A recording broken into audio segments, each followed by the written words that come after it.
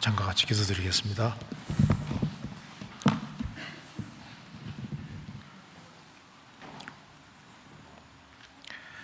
자비로우신 우리 아버지 하나님, 마땅히 형벌 받을 수밖에 없는 저희들을 불쌍히 여기시고 주의 보배로운 피로 저희들을 구속해 주시고 주의 크신 은혜와 사랑 가운데 살게 해주시는 것을 감사합니다.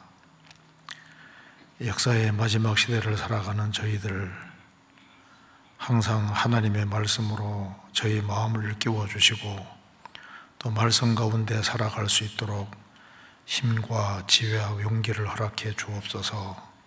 오늘 이 시간 주 성령께서 함께 해주시고 하나님의 말씀으로 우리 영혼을 환하게 비춰주시고 또 우리가 주 안에서 득행할 것을 생각하는 귀한 시간 되도록 도와주옵소서. 오늘 모든 시종 주 성령께서 도와주시옵소서.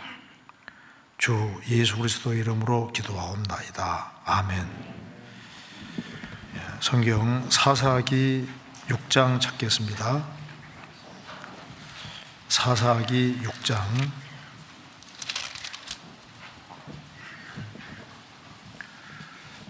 사사기 6장입니다.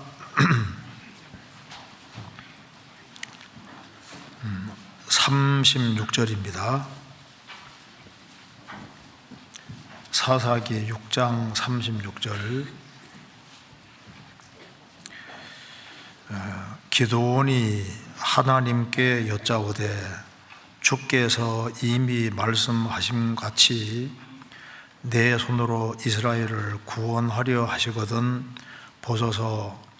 내가 양털 한 뭉치를 타작 마당에 두리니 이슬이 양털에만 있고 사면 땅은 마르면 주께서 이미 말씀하신 같이 내 손으로 이스라엘을 구원하실 줄 내가 알겠나이다 하였더니 그대로 된지라.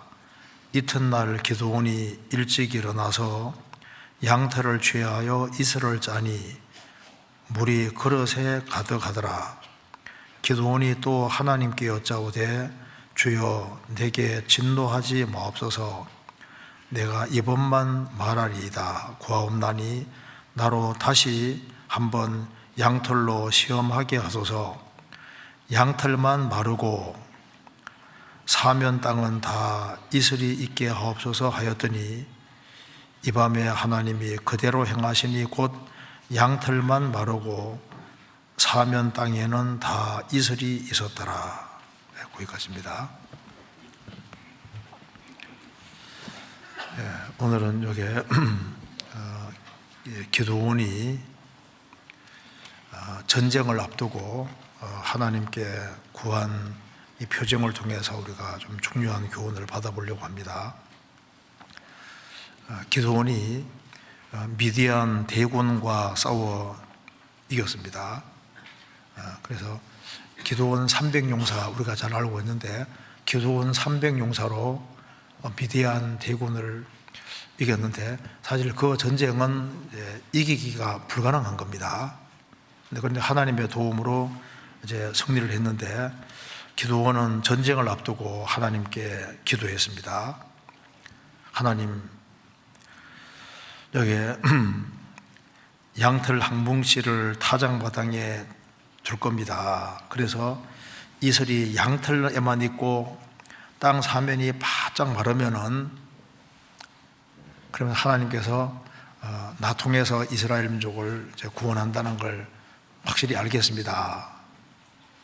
그러니까 이제 양털에만 이슬이 있고 사면은 바짝 마르고 이건 하나님만 알 수 있는 겁니다. 그대로 됐습니다. 그러니까 기드온이 하나님 진노하지 마십시오. 내가 또 한 번만 말하겠습니다. 이번에는 양털만 바짝 마르고 그리고 이제 동서남북이 사면에는 다 이슬이 있도록, 사면에는 다 이슬이 있고 양털만 바짝 마르게 해주십시오 하니까 그대로 됐습니다. 그래서 기드온은 이 표정을 통해서 하나님은 나와 함께 하시구나 하는 확신을 가지고 용감하게 전쟁을 했고 그리고 이제 미디안 대군을 이기게 됩니다. 기도원이 하나님 앞에 귀하게 쓰임 받았는데 그 귀하게 쓰임 받은 바탕이 있습니다.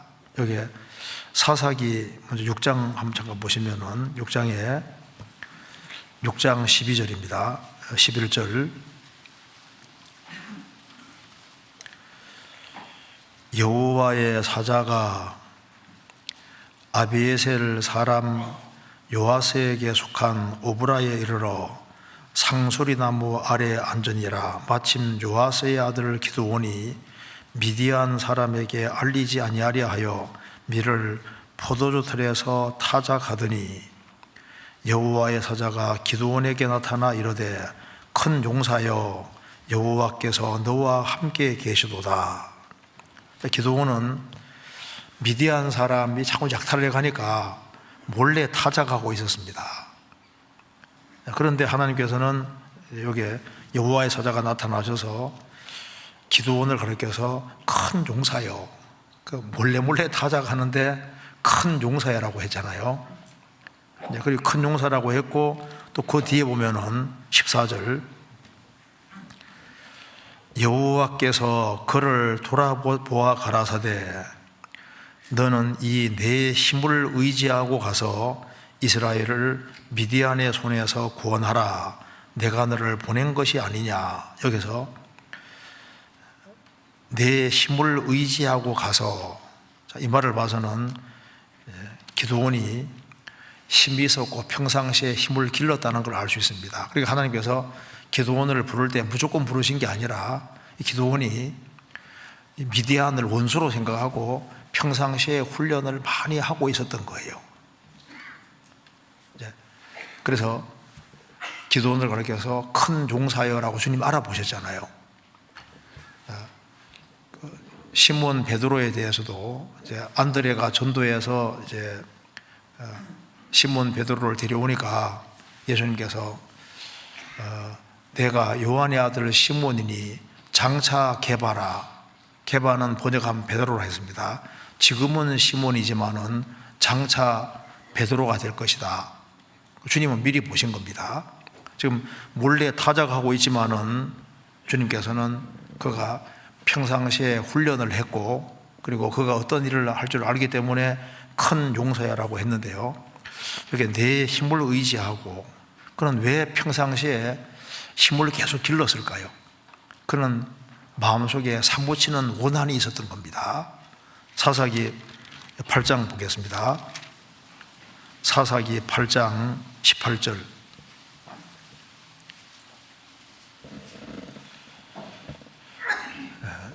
이에 세바와 살문나에게 묻되 너희가 다볼에서 죽인 자들은 어떠한 자이더뇨? 대답하되 그들이 너와 같아서 모두 왕자 같아라. 가로되 그들은 내 형제 내 어머니의 아들이니라. 내가 여호와의 사심으로 맹세하노니 너희가 만일 그들을 살렸으면 나도 너희를 죽이지 아니하였으리라 하고. 여기 이제 기드온이 300용사로서 미디안 대군과 싸워서 10절에 보면은 이제 여기 12만 명을 죽였고 남은 1만 5천 명도 끝까지 따라가서 이제 제거하는데요. 그래서 여기 세바와 살문나가 이제 도망갔는데 기드온은 피곤하지만은 끝까지 따라갔습니다. 8장 4절에 기드온과 그 쫓은 자 300명이 요단이리로 건너고 비록 피곤하다며 피곤하지만 끝까지 따라갔는데 기드온이 왜 끝까지 따라가서 세바와 살문나를 제거하냐 하면은 세바와 살문나가 기드온 형제를 죽였다고 말입니다. 그러니까 아마 기드온이 세바와 살문나가 자기 형제를 죽이는 걸 본 모양이에요. 그런데 원수를 갚아야 되는데 힘이 없잖아요. 힘이 없으니까 평상시에 기드온은 마음속에 이게 원한이 있으니까 평상시에 끊임없이 훈련을 많이 했던 것 같습니다. 주님께서 그걸 보신 겁니다. 너의 힘을 의지하고, 이 기도원이 평상시에 훈련을 많이 했던 게 틀림없을 겁니다. 그래서 주님께서 보시고 큰 용사야라고 했고, 그래서 이 기도원이 이제 크게 승리를 하게 됩니다. 그러니까 다윗도 골리앗을 죽일 때 평상시에 그가 훈련을 안 했으면 요행수로 골리앗 죽이는 게 아닐 겁니다. 그는 양떼를 지키기 위해서는 이제 사자라든가 곰이 오면은 이제 양을 지켜야 되니까, 이제 그러기 위해서는 물맷돌로 이게 물매 연습을 굉장히 많이 했을 거 아니에요. 그러니까 그건 평상시에 한 것이 바탕이 되어서 골리앗을 죽이는 겁니다. 그러니까 이 기도원이 평상시에 훈련을 많이 했던 것이 맞을 거예요. 우리 이제 뭐 옛날 무술 영화 같은 데 보면은 이제 자기 어머니 아버지를 죽인 원수가 있다. 그러면 이제 그 자식은 어떻게 합니까? 아들은 산에 가서 막 한 10년 정도 막 굉장히 훈련하잖아요. 그래서 원수를 쳐부수는 것처럼 여기에 기도원도 마찬가지입니다. 그런데 기도원이 전쟁을 하려고 하니까 엄두가 안 나잖아요. 미디안 아주 엄청난 대군과 싸우려고 하니까 하나님이 자신과 함께 한다는 그 확신이라는 것이 필요했습니다. 그래서 이제 양털을 통해서 이제 하나님이 나와 함께 하는구나, 그 확신을 확실하게 얻고, 그 다음에 이제 담대하게 싸워서 적을 결국은 무찌르게 되는 겁니다. 자, 기도원이 표징을 구했는데, 여기 양털에만 이슬이 있고 사방은 바짝 마르고, 그 다음에는 이제 양털만 바짝 마르고 사방은 이슬이 가득하는 이것을 구했고, 그것이 그대로 이루어지는 걸 보고 난 다음에 그는 굉장한 마음의 큰 확신을 가지게 됩니다. 그래서 야, 이 틀림없이 전쟁에 승리한다. 그런데 우리는 기도원이 가지고 있는 증거보다 더 큰 증거를 가지고 있습니다. 그게 바로 예수님의 죽으심과 부활하심입니다. 예수님이 구약 성경대로 죽으시고 성경대로 예수님은 부활하셨고, 그래서 예수님이 죽으시고 부활하신 것이 확실하고, 예수님이 내 죄를 확실히 사해 주셨다, 그리고 내가 확실히 구원받았다, 그 확신이 있고, 주님이 나와 함께 하신다는 확신을 기도원이 가지고 있는 것처럼 우리도 나를 구원해 주신 주님이 나와 함께 한다는 걸 알지 않습니까? 그래서 우리가 주님의 죽으심과 부활하심을 확신하기 때문에 그 확신하는 사람은 담대하고, 그 우리에게도 대적이 있는데 우리도 대적과 싸워 이길 수가 있는 겁니다. 그래서 이 기도원이 이런 표징을 구하고 이 표징을 가지고 큰 확신을 가진 것처럼 우리는 이거보다 훨씬 더 큰 어마어마한 많은 우리는 증거와 확신들을 가지고 있는 겁니다. 자, 근데 오늘은 여기 특별히 사사기 6장에 나와 있는 바로 이 말씀, 그 양털과 이슬을 요거 중심으로 해서 한번 같이 좀 교훈을 받아보고자 하는데요. 성경 전체 빛에 비추어서 이걸 좀 생각해 보려고 합니다. 사실 성경은 뭐에 대한 얘기로 가득하냐 하면은 양에 대한 얘기로 성경에 가득하잖아요. 양 하면 누가 떠오릅니까? 예수님. 양털에도 예수님도 그러잖아요. 그러니까 성경은 양에 대한 얘기로 가득하고 또 이슬에 대한 얘기로 가득하는데, 이슬은 뭐의 그림자입니까? 은혜의 그림자니까 사실 성경은 보면은 거의 양 얘기입니다. 어린 양 대신 예수님 얘기잖아요. 성경은 은혜에 대해서 또 성경에 자세히 말하고 있습니다. 이슬은 또 은혜의 그림자니까. 그래서 요게 기도원이 구한 이 표징, 요것을 성경 전체적인 입장에서 한번 우리가 이해해서 한번 교훈을 받아보려고 합니다. 자, 한번 사사기 6장 보시겠습니다. 6장 37절.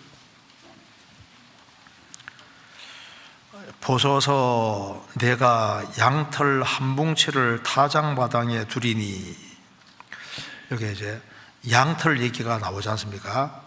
그러니까 이제 성경에서 양 하면 뭐가 떠오릅니까? 보라, 세상 죄를 지고 가는 하나님의 어린 양이로다. 양 하면은 6월절 어린 양, 예수님이 생각나잖아요. 예수님이 6월절 어린 양입니다. 우리의 유월절 양 곧 그리스도께서 희생이 되셨느니라. 보라, 세상 죄를 지고 가는 하나님의 어린 양이로다. 양 하면은 이제 보통 예수님이 떠오릅니다. 그죠? 한 군데 찾아보시겠습니다. 요한계시록 5장.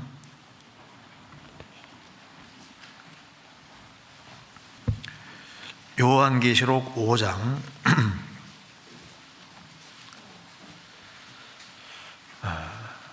5장 6절.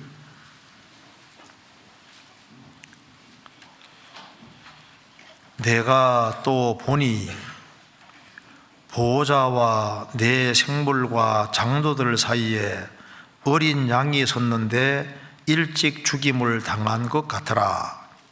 7뿔과 7눈이 있으니 이 눈은 온 땅에 보내심을 입은 하나님의 7영이더라.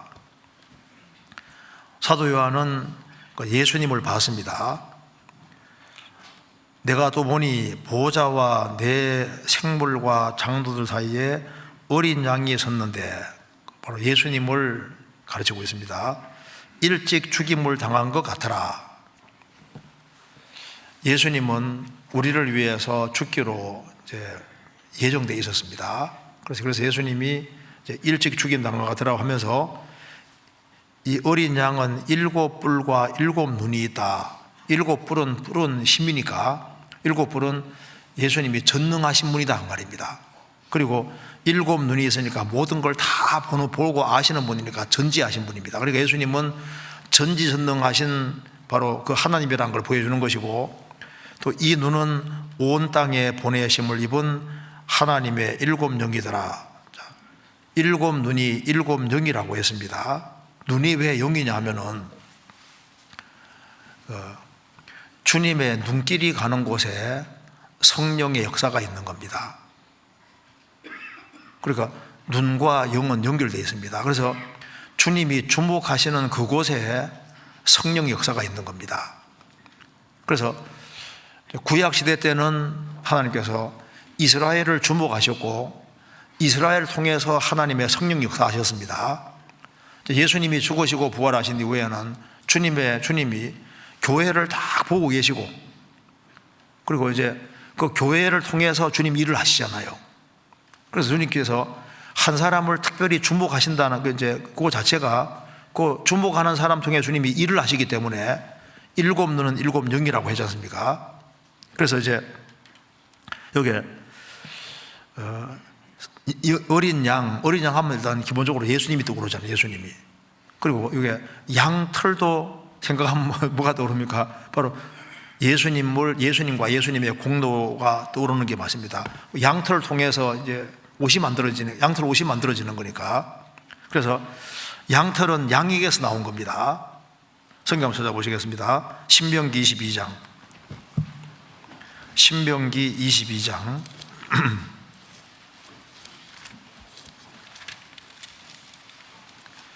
22장 9절입니다.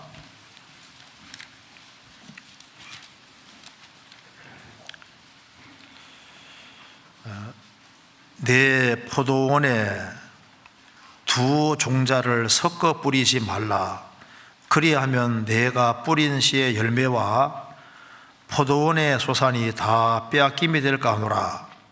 너는 소와 나귀를 결의하여 갈지 말며 양털과 배실로 섞어 짠 것을 입지 말지니라. 여기서 내 포도원에 두 종자를 섞어 뿌리지 말라. 이 포도원이 이제 신앙적으로 다 교훈이 됩니다. 자, 포도원에 두 종자 섞어 뿌리지 말라고 하는 게 뭘 가르치냐면은, 성경에서 이스라엘도 포도원이라고 했고 우리 마음도 포도원이라고 했습니다. 일종의 교회도 포도원 동산입니다. 근데 두 종자를 섞어 뿌리는 것처럼 이스라엘이 왜 망했냐 하면은 씨는 하나님 말씀이라고 했습니다. 하나님 말씀만 정확히 딱 집어넣으면은 그게 풍성한 결실이 생길 수 있는데, 이스라엘이 망한 이유는 하나님 말씀에다가 인간의 잘못된 교훈을 같이 섞어 뿌렸습니다. 그래서 이스라엘 민족이 영적인 농사를 망쳤잖아요. 그처럼 한 사람 속에 하나님 말씀이 잘 들어가면 풍성한 열매가 맺힐 텐데, 하나님 말씀도 받아들이고 인간의 잘못된 가르침과 교훈도 받아들이면은, 그러면 그 사람 신앙생활을 망칠 수 있는 거예요. 교회도 마찬가지인데, 교회 안에 순수하게 하나님 말씀을 잘 뿌려야 되는데, 하나님 말씀에다가 세상의 다른 가르침과 교훈이 들어오면은 이제 교회도 망칠 수 있는 거예요. 그래서 내 포도원에 두 종자를 섞어 뿌리지 마라. 하나님 말씀 외에 다른 씨를 인간의 잘못된 교훈과 가르침이 들어오면은 이제 큰일 날 것을 말씀하는 겁니다. 그러면서 너는 소와 나귀를 결의하여 갈지 말며, 소와 나귀를 결의해 갈면은 이게 이제 균형이 안 맞습니다. 농사 잘못되는 거예요. 이게 뭘 가르치냐면은, 소는 참 성도 가르치고 나귀는 불신자 가르치는 겁니다. 그래서 소와 나귀를 결의해 가는 것은 너는 믿지 않는 자와 몽예를 같이 하지 말라고 하신 말씀대로 구원을 받은 사람이 구원 안 받은 사람 같이 결혼하면 이게 안 받게 돼 있는 거예요. 그래서 너는 소와 나귀를 결의해 갈지 말며, 그리고 양털과 배실로 섞어 짠 것을 입지 말지니라. 양털은 어린 양 대신 예수님에게서 나오는 거니까 양털로만 옷을 만들어 입어야 됩니다. 즉 예수님의 공도의 옷을 입어야 되는데, 거기에다가 배실을 같이 섞어 입으면은 이게 다른 복음이 되는 거예요. 배실은 그냥 안 생깁니다. 사람이 씨를 뿌리고 일단 개간해서 거기에다가 씨를 뿌리고 거름 주고 잘 기르고 그 다음에 잘라내고 실 잡는 공정으로 나오는 거잖아요. 즉 예수님 공도에다가 인간의 공도를 덧붙이면은 이게 다른 복음이고, 다른 복음 전하면 성경에 저주받는다고 말씀하신 대로입니다. 그래서 여기 양털은 예수님의 공도 가리키는 것이고 배실은 인간 공도 가리키는 겁니다. 그래서 이 양털 얘기가 나오면은 다 이게 예수님과 관계되고 예수님의 공도와 관계가 되는 겁니다. 성경에 이런 구절도 보셨죠? 성경에서 보시겠습니다. 이사야 1장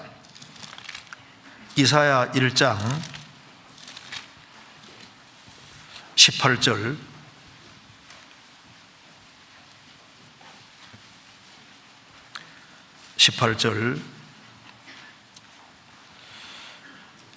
여호와께서 말씀하시되 오라 우리가 서로 변론하자. 너희 죄가 주홍 같을지라도 눈과 같이 희어질 것이요 진홍같이 붉을지라도 양털같이 되리라. 죄 많은 이스라엘에게 하신 말씀입니다. 오라 우리가 서로 변론해보자. 너희 죄가 불띠 붉을지라도 주홍같이 붉을지라도 눈과 같이 하얗게 되는 길이 있다. 진홍같이 붉을지라도 양털같이 깨끗하게 하얗게 되리라. 어떻게 양털같이 눈같이 하얗게 될까요? 예수님의 공도로 그렇게 하얗게 되는 겁니다. 요한계시록 1장입니다. 요한계시록 1장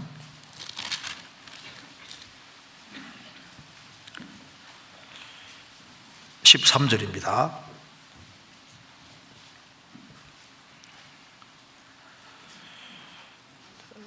촛대 사이에 인자 같은 이가 발에 끌리는 옷을 입고 가슴에 금띠를 띠고 그 머리와 털의 희기가 흰 양털 같고 눈 같으며 그의 눈은 불꽃 같고. 촛대 사이에, 촛대 제일 중앙에 인자 같은 이 예수님이 계시다고 말씀하셨습니다. 그러니까 우리 신약시대 진짜 교회 안에 주님이 한가운데 제일 중앙에 계시는 겁니다. 그런데 우리 가운데 계신 주님의 모습이 여기 나와 있는데 14절에 그 머리와 털의 희가 흰 양털 같고 눈 같으며. 왜 이렇게 말했을까요? 자, 원래 흰머리털은 노인에게 머리가 하얗게 되는 겁니다. 그러니까 이제 흰머리털이라는 것은 나이를 많이 먹었다는 뜻이 첫 번째 들어 있습니다. 그래서 흰머리 선자 앞에 일어서라는 말도 있잖아요. 그러니까 이 우리 주님 몸된 교회 안에 계시는 머리로 계시는 주님은 나이가 몇 살이신 줄 아시죠? 여기 머리가 하얀 분이 계시잖아요. 주님. 그러니까 영원부터 영원까지 계신 가장 나이가 많은 태고부터 계시고 영원부터 계신 분이 머리로 계시니까, 그러니까 가장 지혜로운 분이 계시는 거예요. 그리고 이제 나이가 들어가면 들어갈수록 이제 사랑이라는 것이 깊어집니다. 그래서 이제 나이가 많이 들어가는 사람은 애들 보면 그렇게 이뻐요. 그래서 할아버지 할머니들은 손자 손자를 그렇게 이뻐하잖아요. 그러니까 영원부터 영원까지 계신 분, 그러니까 나이가 들어갈수록 사랑이 점점 깊어지는데, 그러니까 영원부터 계신, 그래서 사랑이 가장 크고 깊으신 분이 우리 가운데 계신다 그 말입니다. 그러니까 교회 가운데 거하는 사람은 계속 거하면은 주님의 지혜를 배우게 되고 주님 사랑을 배우게 되는 것이 맞지 않습니까? 그러면서 왜 여기에 신 양털 같고 눈 같다고 했냐면, 이것이 이사야 1장 18절하고 똑같잖아요. 너희 죄가 주홍 같을지라도 눈과 같이 휘어질 것이요 진홍같이 붉을지라도 양털같이 되리라. 그러니까 여기 머리와 털의 희기가 눈 같은 양털 같은 분이 계시다는 건 우리를 깨끗하게 하시는 분이 우리 가운데 계시는 겁니다. 그러니까 우리 가운데는 우리를 계속 깨끗하게 만들어 가시는 주님이 계시고, 그리고 가장 지혜롭고 가장 사랑이 깊으신 분이 속에 계시는 거예요. 그래서 이제 주님 역사하시는 곳에 있으면 자꾸 죄를 멀리하게 되지 않습니까? 그래서 이제 양과 양털은 다 바로 예수님과 관계되는 것이 맞다 그 말입니다. 그렇죠? 그다음에 이제 이슬은 일단 기본적으로 가리키는 것이 은혜의 그림자입니다. 성경 찾겠습니다. 잠언 19장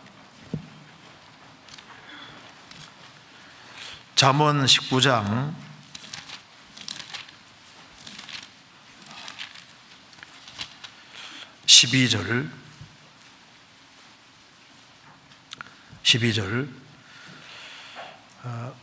왕의 노함은 사자의 부르짖음 같고 그의 은택은 풀 위의 이슬 같으니라. 왕의 노함은 사자의 부르짖음 같고 그의 은택은, 은혜는 풀 위의 이슬 같으니라. 그래서 잠언 16장 15절에도 왕의 희색에 생명이 나니 그 은택이 늦은 비를 내리는 구름과 같으니라. 그래서 여기에 이 구름과 이제 비와 이 이슬, 이거 자체가 이게 은혜의 그림자입니다. 은혜. 그러면 여기 한번 찾아보겠습니다. 사사기 다시 봅시다. 6장 한번 봅시다. 6장 38절 37절입니다. 보소서 내가 양털 한 뭉치를 타작마당에 두리니 이슬이 양털에만 있고 사면 땅은 마르면 주께서 이미 말씀하심 같이 내 손으로 이스라엘을 구원하실 줄을 내가 알겠나이다 하였더니 그대로 된지라. 이튿날 기드온이 일어나 일찍이 양털을 취하여 이슬을 짜니 물이 그릇에 가득하더라. 첫 번째 구한 것이 양털에만 이슬이 가득하고 땅 사면은 바짝 마르게 해주십시오 하니까 그대로 됐잖아요.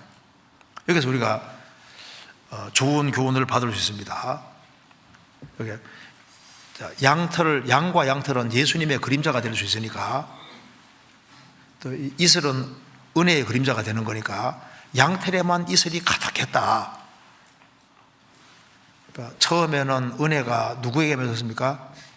예수님에게만 은혜가 가득하고 아담이를 인간은 타락한 죄인이 돼서 은혜 받지 못할 죄인이었잖아요. 그런데 은혜가 가득하신, 여기 양털에만 은혜가 가득한 것처럼 은혜와 진리로 충만하신 분이 세상에 오셨습니다.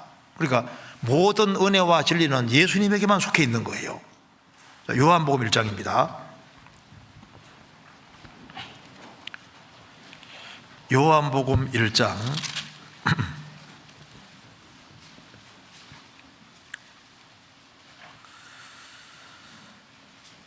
14절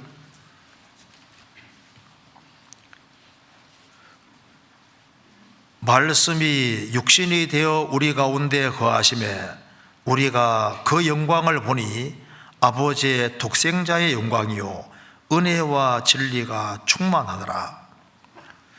태초에 말씀이 계시니라. 이 말씀은 곧 하나님이시니라. 말씀이 육신이 되어 우리 가운데 거하심에 우리가 그 영광을 보니 아버지의 독생자의 영광이요 은혜와 진리가 충만하더라. 그러니까 양털에만 이슬이 가득한 것처럼 은혜와 진리가 충만하신 예수님이 세상에 오셨습니다. 또 한 군데 보겠습니다. 사사기 6장 39절입니다.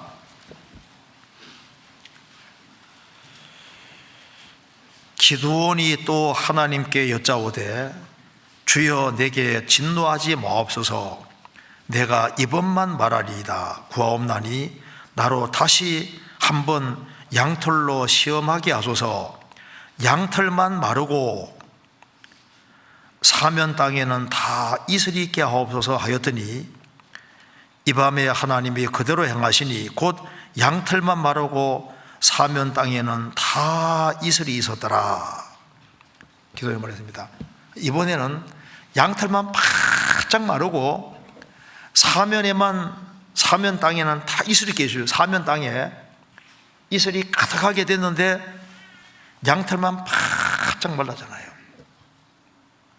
이거 보면 얼른 생각나는 것이죠. 양털이 바짝 마르는 거 보면 무슨 생각이 납니까? 십자가. 예수님 십자가 달리셔서 그 중한 고통을 받으시고 주님이 아주 바짝 말랐잖아요. 주님 진액이 다 빠져나갔습니다. 그래서 예수님이 십자가에서 그 중한 고통을 받고 바짝 마름으로써 전 세계, 동서남북 전 세계에 은혜가 가득하게 되고 은혜가 오게 되잖아요. 자, 성경 시편 22편 찾겠습니다. 이거 보면은 양털만 바짝 말랐다. 성경 찾아보시겠습니다. 시편 22편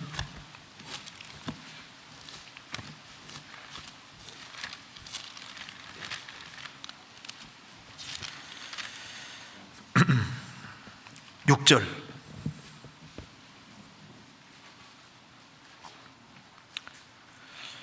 나는 본래요 사람이 아니라 사람의 회방거리요 백성의 조롱거리니이다. 나를 보는 자는 다 비웃으며 입술을 비죽이고 머리를 흔들며 말하되 저가 여호와께 의탁하니 구원하실 걸 저를 기뻐하시니 건지실 걸 하나이다.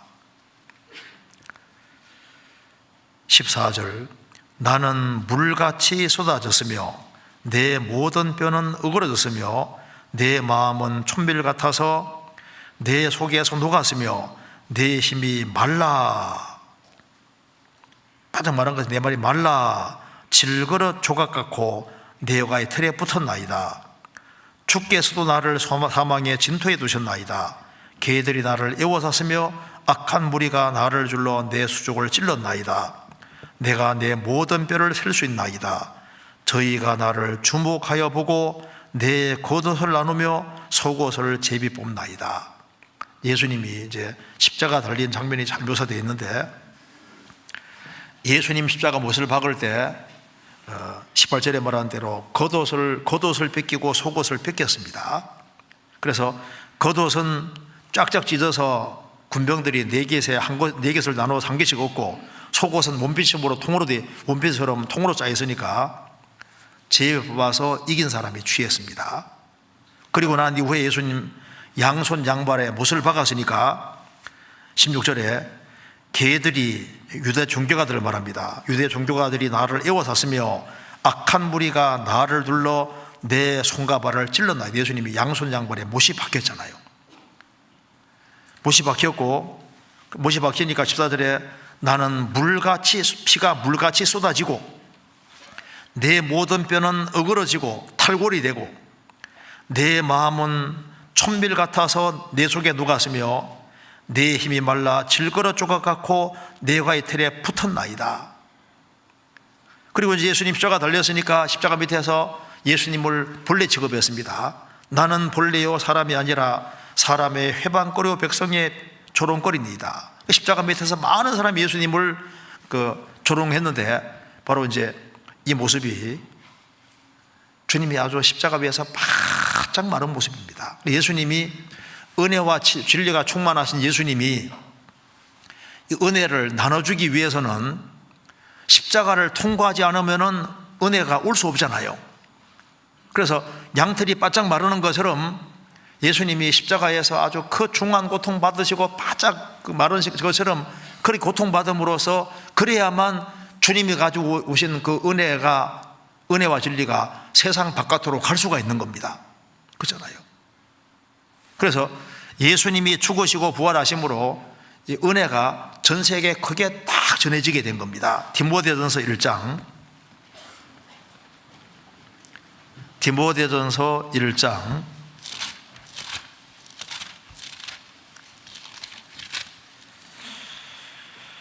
14절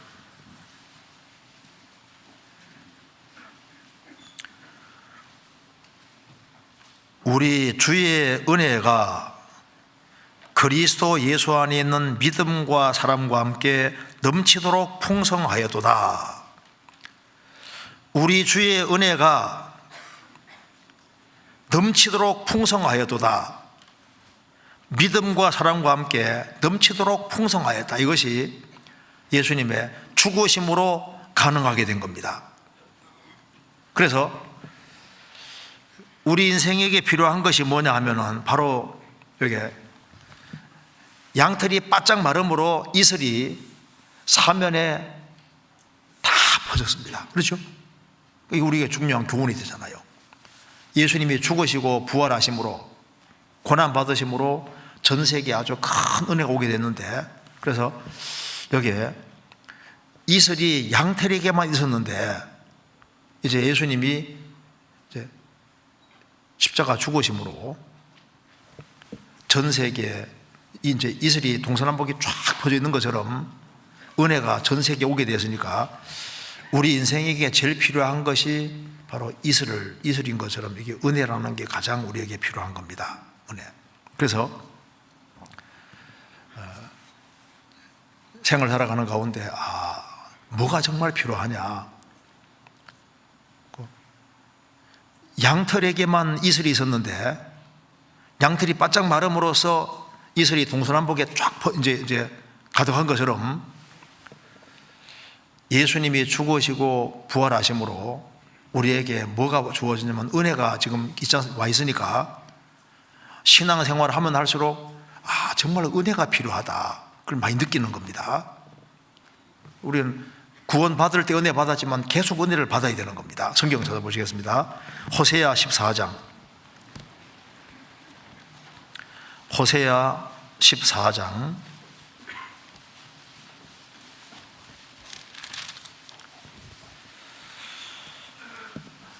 4절입니다.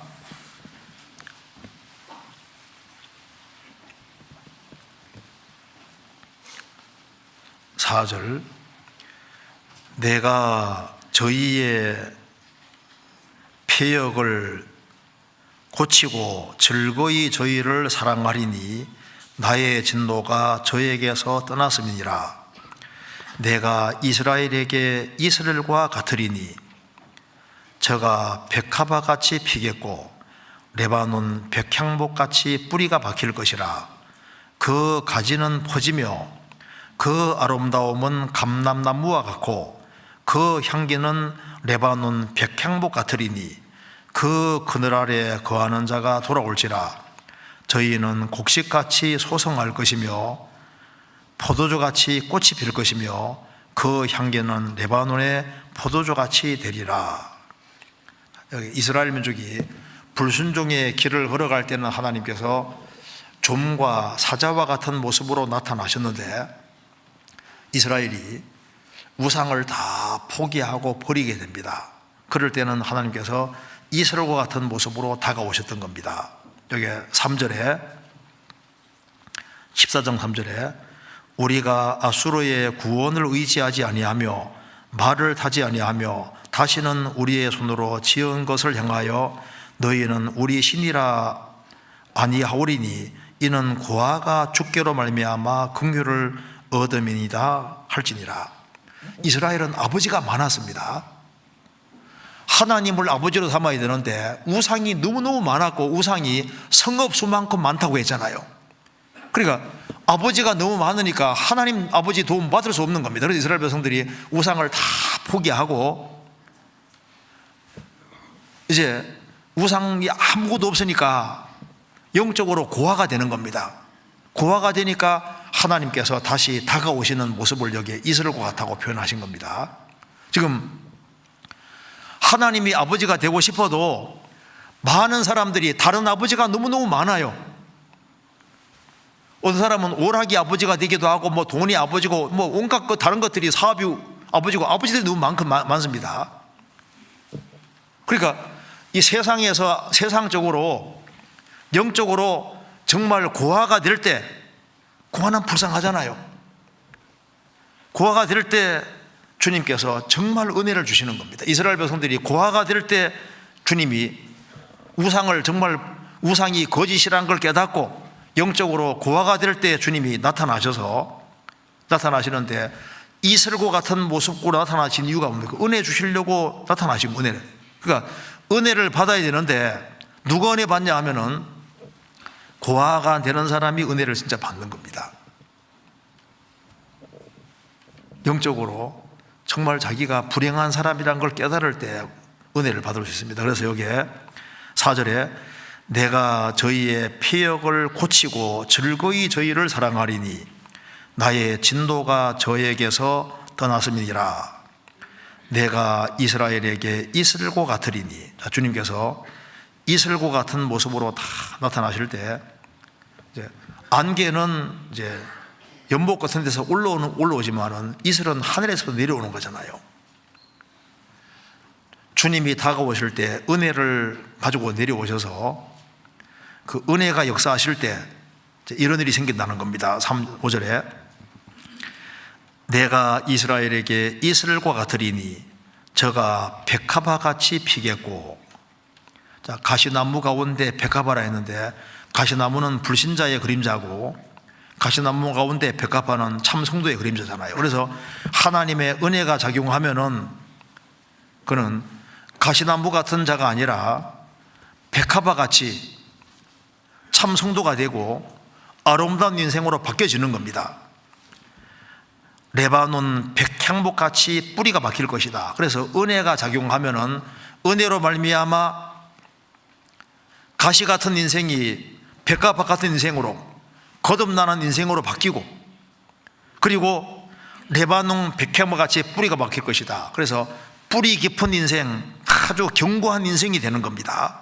그 은혜는 사람을 견고하게 만드는 거예요. 그래서 그 가지는 퍼지며, 가지는 퍼진다는 것은 가지가 퍼지는 건 이제 영향력을 미칠 수 있는, 좋은 영향을 미칠 수 있는 사람이 되는 겁니다. 그리고 그 아름다움은 감람나무와 같고, 감람나무는 사사교장에 말한 대로 하나님과 사람을 영화롭게 하는 감람나무라 말씀대로 하나님의 은총이, 은혜가 작용하면은 하나님과 사람 앞에 영광 돌릴 수 있는 그런 사람으로 바뀌어가는 거예요. 그리고 그 향기는 레바논 백향목 같으리니, 그러니까 향기 짙은 인생으로 이게 바뀌어지는 겁니다. 그 그늘 아래 거하는 자가 돌아올지라. 저희는 곡식같이 소성할 것이요 포도나무같이 꽃이 필 것이며, 여기 말한 대로 이제 그 가지는 퍼지니까 그게 그늘이 생기니까 그 그늘 아래 거하는 자가 돌아올지라. 그래서 주님이 역사하시면은 그 역사하는 사람을 통해서 주변에 구원받을 만한 사람들이 많이 오게 되고, 그리고 정말 알곡들이 생기고 그 기쁨이 넘치는 그런 곳으로 바뀌어지도록 되어 있습니다. 그러니까 이 은혜가 작용한다는 게 참 중요한 거예요. 그래서 양털에게만 있던 은혜가 이제 사면에 쫙 퍼진 것처럼 주님만 가지고 있던 은혜가 주님이 죽으시고 부활하심으로 은혜가 전 세계에 오게 돼서 이제 우리 은혜 시대에 살고 있는 겁니다. 그리고 우리가 구원받을 때 은혜를 받았지만 우리는 은혜를 계속적으로 받아야 될 사람이에요. 그러니까 은혜가 계속적으로 작용하면 사람이 바뀌어지게 되는 거예요. 또 성경 미가서 5장입니다.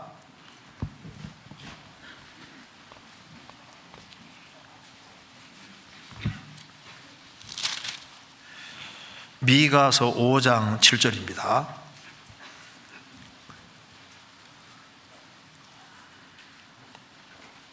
(1295페이지입니다)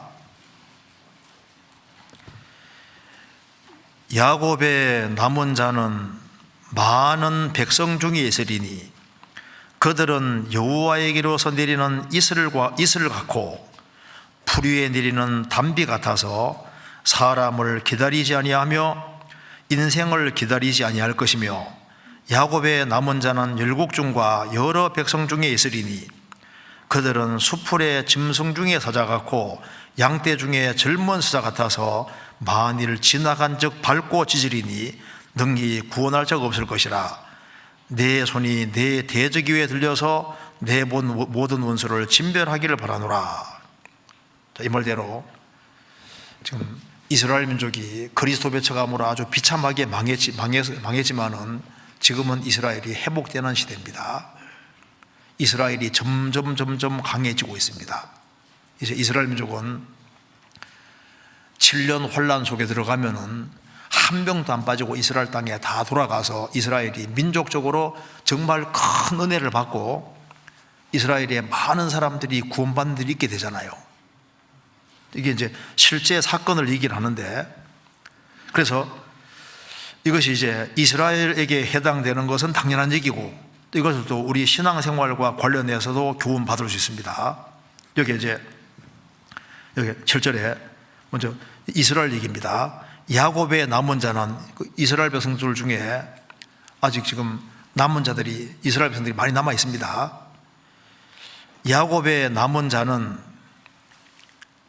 많은 백성 중에 있으리니, 이스라엘 땅에 한 1,000만 명 돌아가 있는데 아직까지 해외도 아주 많이잖아요.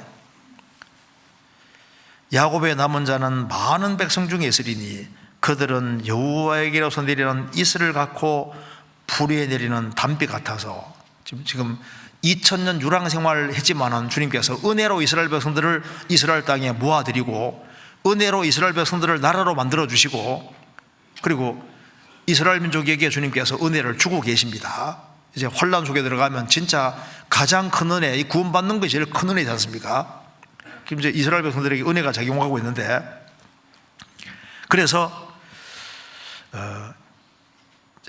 이 은혜를 받는 이스라엘 백성들은 인생을 기다리지 않을 것이다. 사람을 기다리지 않을 것이다. 사람 눈치 안 보고, 그리고 정말 지금 우토수선 민족이 지금 돼 있잖아요. 그래서 야곱의 남은 자는 열국 중과 여러 백성 중에 있으리니 그들은 수풀의 짐승 중에 사자 같고, 이방인들이 짐승이라면 유대인들은 사자 같아 그 말입니다.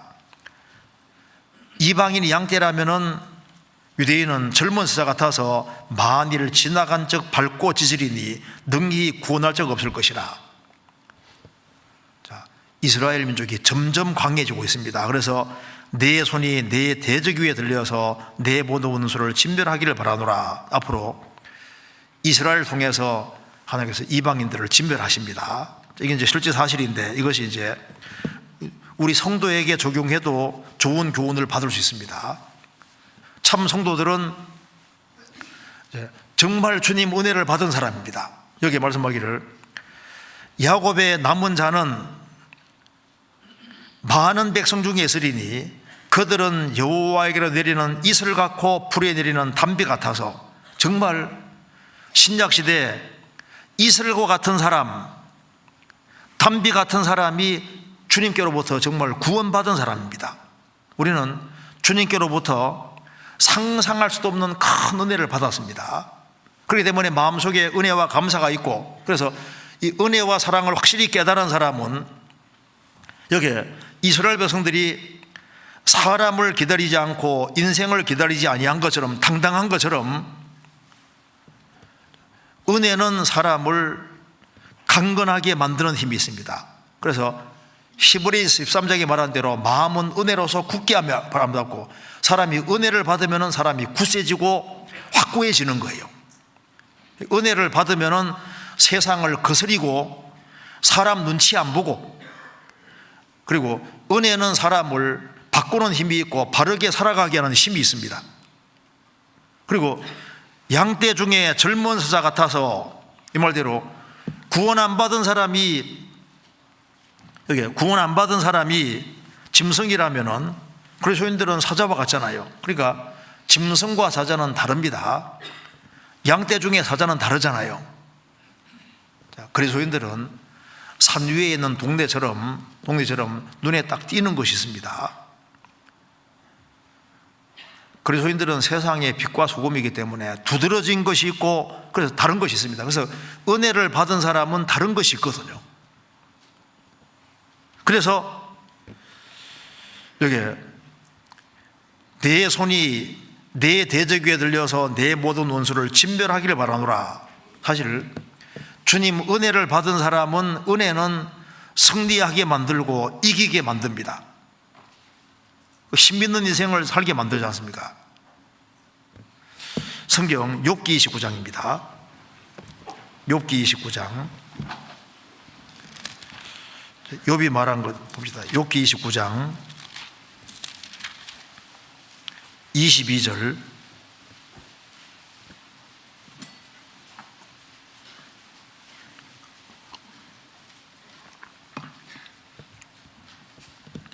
자, 22절. 내가 말한 후에 그들이 말을 내지 못하였나니 나의 말은 그들에게 이슬과 같이 됨이니라. 그들이 나 바라기를 비같이 하였으며 입을 벌리기를 늦은 비를 기다리듯 하였으므로. 여기 욥이 말할 때 욥의 말은 이슬과 같이 되었다. 나 바라기를 비같이 했다. 그래서 주님 은혜와 사랑을 받은 사람은 주님께로부터 받은 은혜가 있으니까 거기에서 은혜의 말이 나오고, 그 다른 사람에게 좋은 영향력을 미치는 말이 나오게 되는 것이 맞지 않습니까? 자, 그러니까 이 은혜라는 게 중요한데, 이제 주님께서 가지고 계신 은혜가, 주님이 죽으시고 부활하신 이후에 지금 넘치도록 풍성하게 우리 가운데 있는데, 우리가 은혜를 받았지만은 계속적으로 더 은혜를 받아야 될 거 아닙니까? 그럼 이제 어떻게 하면 더 큰 은혜를 더 많이 받고 살 수 있을까?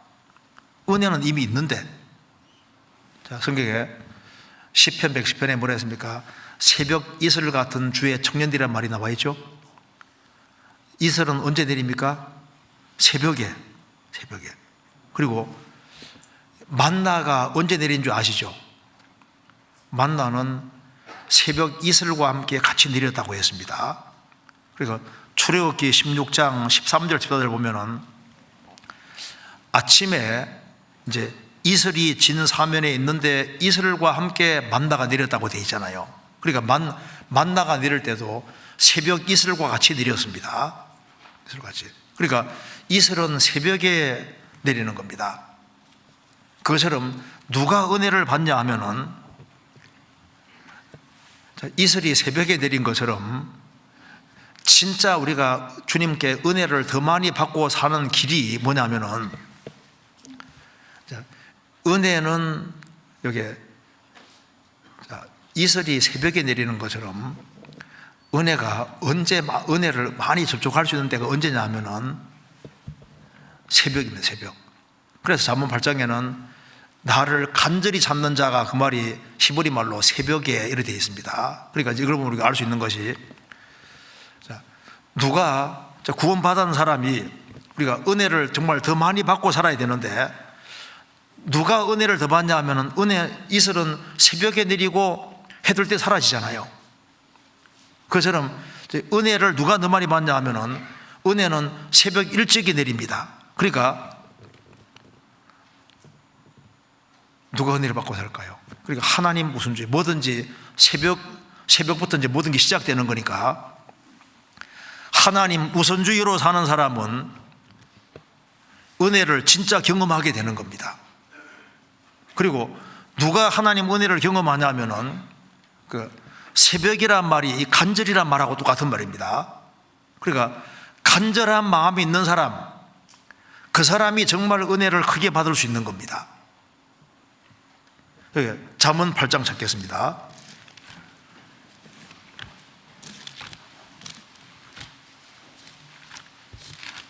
잠언 8장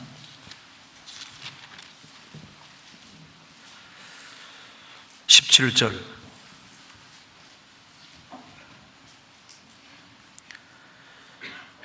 나를 사랑하는 자들이 나의 사랑을 입으며 나를 간절히 찾는 자가 나를 만날 것이니라. 간절히가 일본 밑에 시브리 말로 새벽에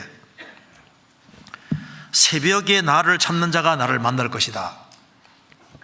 그러니까 그 새벽이란 말이 뭐냐면은, 그러니까 하나님 우선주의로 사는 사람, 항상 먼저는 그의 나라와 그의 일, 항상 먼저가 하나님인 사람, 그리고 간절한 마음을 가지고 있는 사람, 그 사람이 하나님 은혜를 받고 삽니다. 그리고 뭐든지 인생의 아침에, 그러니까 뭐든지 이 새벽이, 이 성경에서 청년 시절을 새벽이라고 보통 얘기해요. 새벽에.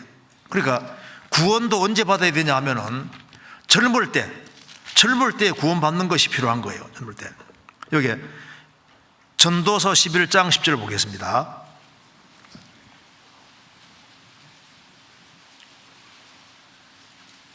11장 10절. 그런즉 근심으로 내 마음에 선언하게 하며 악으로 내 몸에서 물러가게 하라. 어릴 때와 청년의 때가 더 때니라. 청년의 때를 뭐 밑에 뭐라 했습니까? 시브리 말로 새벽. 그러니까 구원도 죄 많이 짓고 나중에 구원받지 말고, 늙어서 구원받지 말고 가능하면 어릴 때, 젊을 때, 청년 시절 때 빨리 구원받고, 그게 좋은 거예요. 그래서 이제 간절한 마음이 있는 사람들, 그런 사람들은 주님 은혜를 정말 많이 경험하는 것이 맞습니다. 은혜는 와 있는데 경험을 하는 사람은 하나님 우선주의로 살고, 그리고 간절한 마음 있는 사람이 은혜 받고, 낮은 마음 있는 사람 은혜 받는 것이 맞잖아요. 동방 박사들은 예수님 탄생하셨을 때 예수님께 경배하라고 하려고 산 넘고 물 넘고 해서 몇 개월 걸렸는지 알지 못하지만 정말 가정고생하고 왔잖아요. 얼마나 간절하면 그렇게 하겠습니까? 기어코 주님을 만나고 경배하고 왔고, 이 성경에 기록되는 축복을 받았습니다. 시바 여왕도 인생의 문제 풀기를 간절히 원해서 기어코 솔로몬 만나서 인생 문제를 풀고 갔고, 성경에 딱 기록되잖아요. 그래서 이 은혜를 받아야 되는데, 이 은혜가 우리 신앙생활에서 참 가장 중요한 겁니다. 그래서 예수님이 죽으시고 부활하심으로 은혜가 전 세계에 전해졌는데, 은혜를 전혀 받지 못하는 사람도 있습니다. 그리고 구원받은 무리 속에 껴 있어도 끝까지 구원 안 받는 사람이 있을 수도 있어요. 은혜를 안 받는 사람도 있습니다. 그래서 히브리서에도 말씀하시기를 너희는 돌아보아 하나님 은혜에 이르지 못하는 자가 있는가 두려워하고, 은혜 가까이까지 와 있는데 은혜를 깨닫지 못하는 그런 사람이 있을까 봐 두려워하라 그래 되잖아요. 자, 기드온은 이 양털과 이슬을 통해서 확신을 얻고 전쟁에서 이겼습니다. 우리는 예수님의 죽으심과 부활하심, 그리고 기드온보다 아주 더 확실한 증거를 가지고 있습니다. 주님이 죽으시고 부활하신 게 확실하고, 내 죄를 사하신 것이 확실하고, 부활로 나를 의롭다 하신 게 확실하고, 주님 나와 함께 계신 게 확실하니까 이보다 확실한 증거가 어디 있겠습니까? 우리도 지금 영적인 전쟁을 치르고 있는 사람입니다. 그렇잖아요. 그런데 우리가 신앙생활하는 가운데서 계속적으로 은혜를 계속 받아야 됩니다. 은혜를. 그래서 은혜를 받아야 되는데, 그럼 이제 우리가 간절한 마음, 하나님 우선주의로 사는 속에서도 은혜를 받는데, 진짜 은혜를 받을 수 있는 곳이 있습니다. 성경 찾아보시겠습니다. 신명기 33장. 신명기 33장 28절.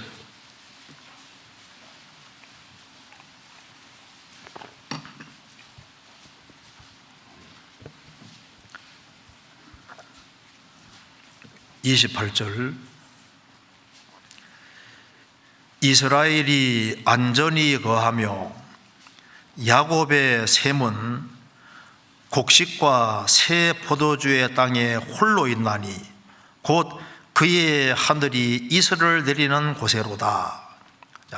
출애굽한 이스라엘 백성들은 결국 가나안 땅에 들어갔는데, 이 가나안 땅이 예수 그리스도 안에 그림자가 됩니다.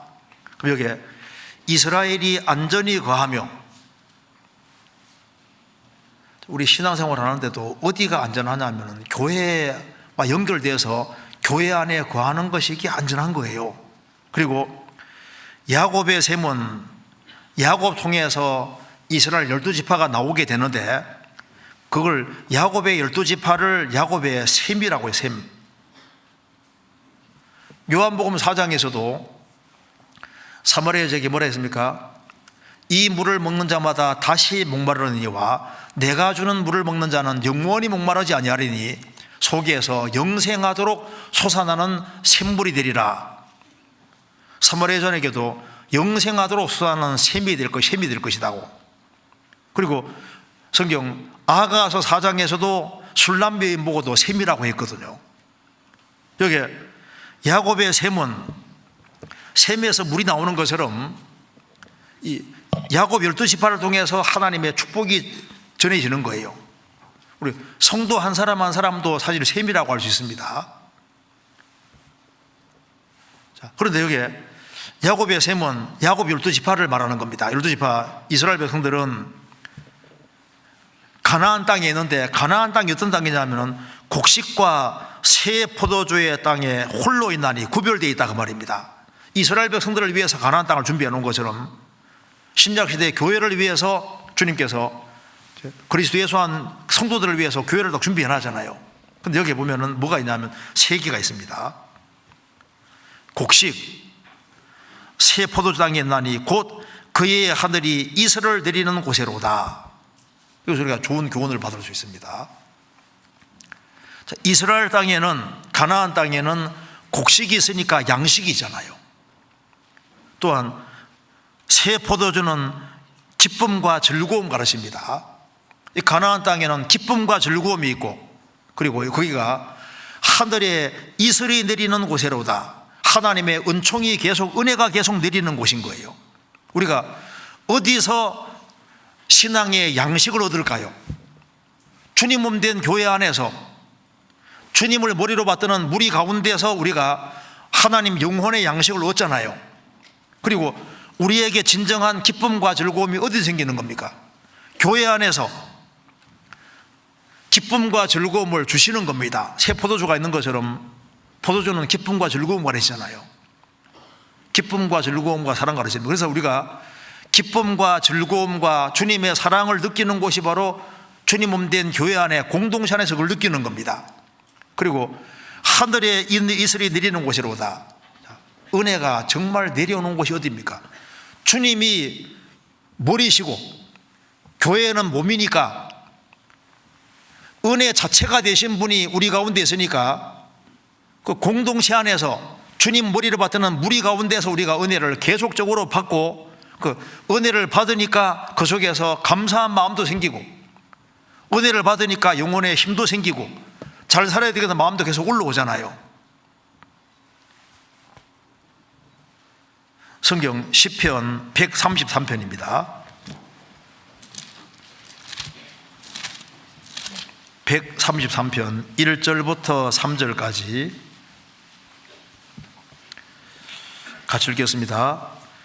형제가 연합하여 동거함이 어찌 그리 선하고 아름다운고, 머리에 있는 보배로운 기름이 수염 곧 아론의 수염에 흘러서 그 옷깃까지 내림 같고, 헐몬의 이슬이 시온의 산들에 내림 같도다.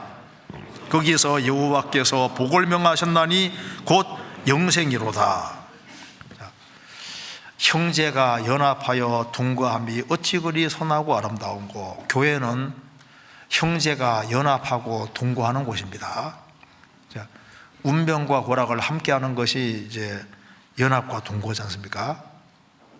구원받은 사람은 이제 교제 안에 거해서 살아야 됩니다. 그래서 형제가 연합하여 동거함이 운명과 고락을 같이 하는 것이 어찌 그리 선하고 아름다운고.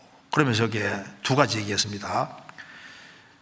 형제가 연합하여 동거하는 그곳에 기본적으로 두 가지가 있다는 걸 얘기했는데, 머리에 있는 보배로운 기름이 수염 곧 아론의 수염에 흘러서 그 옷깃까지 내림 같고, 아론은 대제사장이고 예수님의 그림자입니다.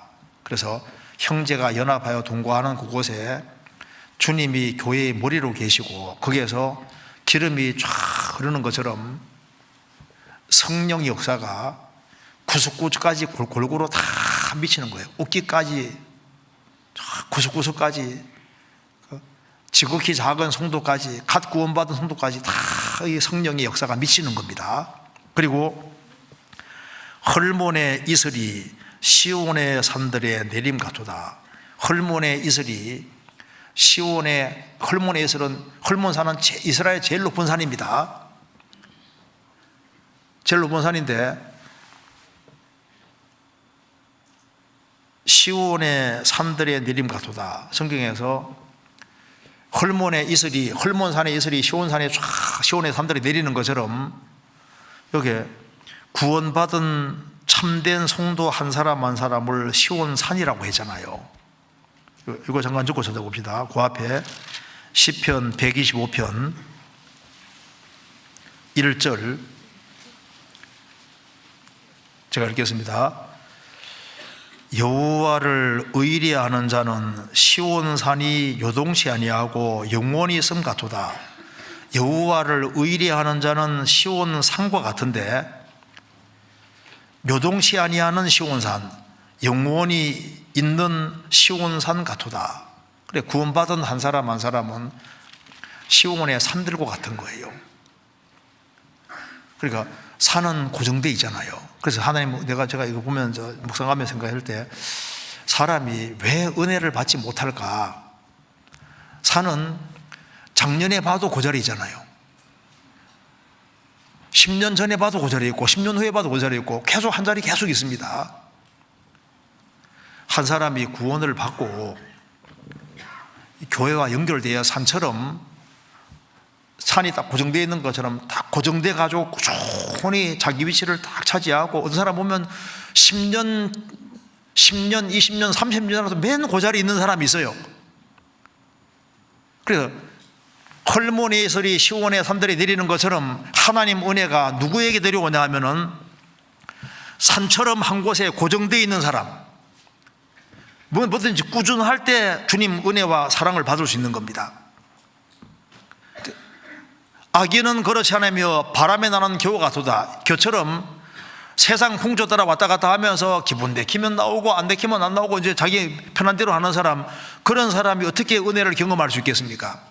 뭐든지 꾸준한 것이 있는 속에서 은혜를 경험하게 됩니다. 그래서 헐몬의 이슬이 시온의 산들에 내림 같도다. 거기서 여호와께서 복을 명하셨나니 곧 영생이로다. 내가 영생 얻은 확실한 증거도 형제를 사랑하는 속에서 내가 영생 얻은 걸 확실하게 알 수 있고, 그리고 주님의 영생이 전해지는 것도 형제자매들이 연합하고 동거하는 속에서 서로 사랑하는 가운데서 또 한 사람 한 사람이 구원받는 영생 역사가 나타나게 되는 겁니다. 그래서 기드온이라는 사람은 이제 양털과 이슬, 이걸 통해서 아주 확신을 얻고 신비있게 살았습니다. 우리는 예수님의 죽으심과 부활하심, 이것에 근거해서 우리가 신비있게 살잖아요. 근데 기도원에게 뭐가 있냐면, 기도원은 마음의 원한이라는 게 있습니다. 원한. 형제가 죽었기 때문에, 이 형제들이 죽었기 때문에 이 마음의 원한이라는 것이 있으니까 평상시에 막 훈련하고 준비하잖아요. 우리 시대에 원한이라는 게 적어지는 시대입니다. 우리는 정말 큰 은혜와 사랑을 받았는데 주님의 재림이 다가오면 다가올수록 그냥 그리스도인들이 너무 온순하기만 하고 좀 이렇게 큰 마음에 사무치는 원한이 있어서 집안 식구들이 구원 안 받았으면요, 그 딱 집안 식구 마음 붙잡고 있는 게 배우의 막이잖아요. 마음이 좀 원한 같은 것이 있으면은 정말 더 신앙생활을 더 심차게 하려고 할 텐데 원한이 별로 없어요. 원한이. 그 원한이 있으니까 막 끝까지 쫓아가잖아요. 쫓아가서 기어코 세바와 살무나를 죽이고 그렇게 하는데,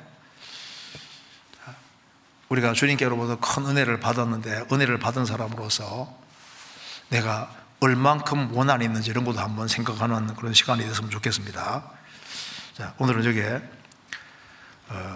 사사기 6장 통해서 우리 간단하게 우리가 같이 성경을 배웠는데요, 지금 우리 시대에 은혜가 계속 있는 것이 아니라 지금은 은혜 받을 만한 때와 지금은 구원이라는데 은혜가 어느 날 끝이 납니다. 이슬이 있다가 없어지잖아요.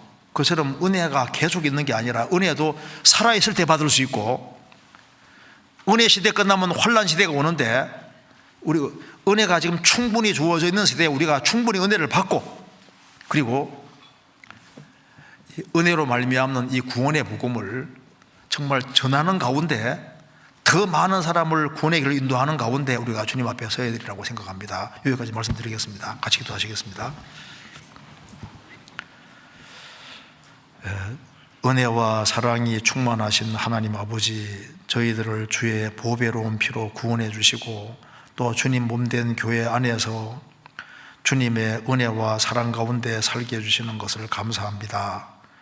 주님의 은혜와 사랑을 더욱 경험할 수 있도록 도와주시고 또 주님이 주시는 힘으로 이 험악한 세상을 잘 이겨나갈 수 있도록 도와주시고, 우리의 사랑하는 가족들, 친척들, 이웃들에게도 이 귀한 복음을 담대히 증거할 수 있도록 역사해 주옵소서.